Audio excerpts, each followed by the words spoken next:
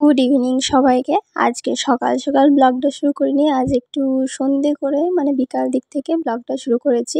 কারণ সকালের কাজকর্ম তো সবসময় দেখানো হয়, কিন্তু বিকাল দিকে আমি কি করি না করি সেগুলো তো আর দেখানো হয় না। তো দেখো প্রায় সন্ধেই হয়ে গেছে, এখন বাজছিল ওই 6:30 মতো।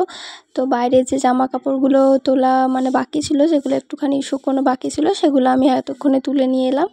নিয়ে এখন আমি আলনার মধ্যে গুছিয়ে রেখে দিচ্ছি। আর আমার এই আলনাটাতে যে কী একটা প্রবলেম আছে কি জানি, মানে যতই আমি গুছিয়ে বাগিয়ে রাখি সে একই রকমের নোংরাই হয়ে যায়। তারপর চলে এলাম চা করতে। বিকালে একটু চাটা না খেলে, আমি যদিও বিকালে চা খাই না, তবে বাবা মা তারপর অন্তরা সবাই তো আছে, সেজন্য চা করতে হবে। আর আমাদের বাড়িতে এখন 3 রকমের চা হচ্ছে, মানে মা খায় লাল চা, আর অন্তরা খায় চিনি ছাড়া দুধ চা, আর বাবা খায় যেমন নর্মালি দুধ চা হয় সেরকম। আর সন্ধ্যের দিকে একটু বেরোনোর কথা ছিল, তো আমরা মামি, ভাগ্নি, ননদ সবাই মিলে বেরিয়ে পড়লাম বাজারের দিকে। বাড়ি থেকে বেরোতে বেরোতেই বেশ অনেকটাই সন্ধে হয়ে গিয়েছিল। যাব না করেও গেলাম। আসলে কালকে দাদাভাই মানে অন্তরার বর আসবে অন্তরাকে নিতে, ও না কাল চলে যাবে। আমাদের মনটাও বেশ খারাপ লাগছে, সেজন্য ভাবলাম যে আজ একটু বাজার থেকে ঘুরে আসি। আর সবজি টবজিও কেনার ছিল।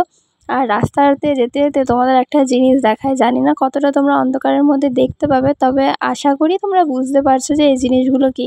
মানে আমাদের কোয়ার্টার থেকে যাওয়ার পথে একটা আম গাছ আছে, সে আম গাছটাতে মানে এত আম ধরেছে যে কি বলবো, একদম ছোট্ট ছোট্ট, তোমরা আশা করি দেখতে পেয়েছো। তারপর তো আমরা টোটো পেয়ে গেলাম, তো টোটোতে করে এখন যেতে হবে। কিন্তু টোটোতে করে যেতে যেতে আমাদের মানে সামনে মানে মাঝে একটা রেলগেট পড়ে, তো অনবরত সেই রেলগেটে সবসময় জ্যাম লেগেই থাকে। তো আজকেও বিশেষ কোনো মানে ছাড় নেই, তো সেই গিয়ে আমাদের ওখানে দাঁড়াতেই হবে। একেই তো বাড়ি থেকে লেট করে বেরিয়েছি, তারপর আবার রেলগেটে কিছুক্ষণ দাঁড়াতে হয়েছে। তো সেই মতো আবার আমরা গেলাম। তো এই যে দেখে নাও, আমাদের রেলগেট একদম জ্যাম হয়ে রয়েছে, আর এই যে আমাদের ট্রেনও চলে গেল। তো এরপর আমরা আস্তে আস্তে চলে গেলাম বাজারের দিকে। মনটা বেশ আজকে একটু খারাপ লাগছে, কারণ কালকেই ও চলে যাবে। মানে ও এলে না আমারও বেশ একটু মনটা ভালো লাগে, একটু বাজার টাজার যেতে পারি। একা একাই তো বাড়িতে থাকি ছেলেকে নিয়ে সারাদিন।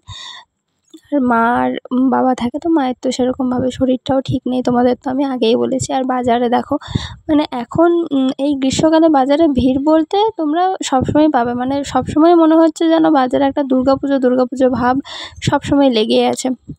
আর আজকাল মানুষ আর বাড়িতে সেরকম বেশি মানে থাকতেই মানে পছন্দ করে না। বিকাল দিকে হলেই মনে হয় যেন একটু বাজার টাজার দিকে যাই। মানুষ আজকাল কিছু কেনাকিনি ছেড়ে দাও, মানে ঘুরতে বলো আর খেতে বলো বিশেষভাবে পছন্দ করে। এখানে আমরা এই মগগুলো, তারপর অনেক নানা রকমের ওই যে বোতলগুলো ছিল সেগুলো দেখছিলাম। একটা বোতলও কিনে নিয়েছি। আর ওই যে কাপ দেখছিলাম, তো কাপগুলো সেরকম ভালো দেখতে পেলাম না। তারপর চলে এলাম সবজির দোকানে, সবজি টবজি নিয়ে বাড়ি চলে এসে একদম পুরোপুরি চেঞ্জ করে নিয়েছি। দেন আমি এখন রুটি করতে শুরু করে দিয়েছি, কারণ বাড়িতে এসে আমার তাড়াতাড়ি ছিল যে আমি কখন রান্নাবান্নাগুলো কমপ্লিট করে নেব, কারণ রান্নাঘরে আর বেশিক্ষণ থাকা যাচ্ছে না, এতটাই গরম। তো রুটিগুলো এখানে করে নিই। আর দেখো গোল গোল রুটি, মাম্মি কি রুটি গোল গোল, আছে না একটা গান, সেই গোল গোল রুটি। তো এবার রুটি করতে করতে ভাবছিলাম যে তরকারি কী করব।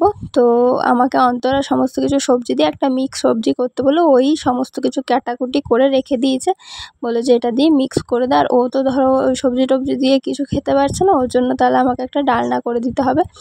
আর ওর শরীরটা ভীষণই খারাপ, তোমাদেরকে তো আগেই বলেছি।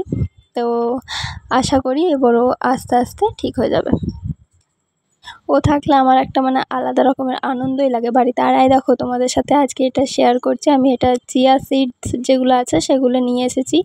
তো বলেছিলাম না যে পেটটা বেড়ে যাচ্ছে, মুটিয়ে যাচ্ছি, তো সেই জন্য এটা নিয়ে এসেছি। জানি না কতটা উপকার পাবো, তবে আশা করি। সবাই বলছে যেহেতু যে হ্যাঁ অনেকটাই নাকি ওয়েটটা লস করতে সাহায্য করে, তো সেই জন্যে ওটা নিয়ে এসেছি। তো দেখি কতদিনে কি হয়। রোজ এখন খাওয়া শুরু করব ভাবছি। তো তারপর আমি চলে এলাম টমেটো কাটতে, কারণ অন্তরের জন্য একটা ডালনা মতো কিছু একটা করে দিই। টমেটো, তারপর গাজর টাজর এই সমস্ত কিছু দিয়ে একটা ডালনা করে দিই। তো সেই জন্য চলে এলাম টমেটোগুলো কাটতে। আর এই যে প্রেশার কুকারে ওই তোমার ওই মুসুরির ডাল টাল এসব দিয়ে পরে আমি সমস্ত কিছু করে দিই।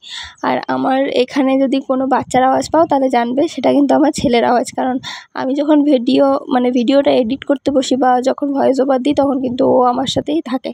তো আশা করি তোমরা বুঝতেই পেরে গিয়েছো যে একটা বাচ্চা ছেলে থাকলে বাড়িতে কী রকমের কী হতে পারে।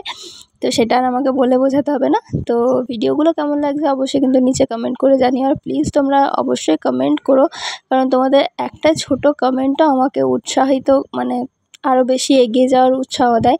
তো প্রচণ্ড গরমের মধ্যেও ভিডিও করতে ভালো লাগে তোমাদের জন্যই, কারণ তোমরা যদি নিচে কমেন্ট করে জানিও যে কেমন কী লাগছে বা ভালো লাগছে কিনা, তাহলে কিন্তু আমার খুবই ভালো লাগবে।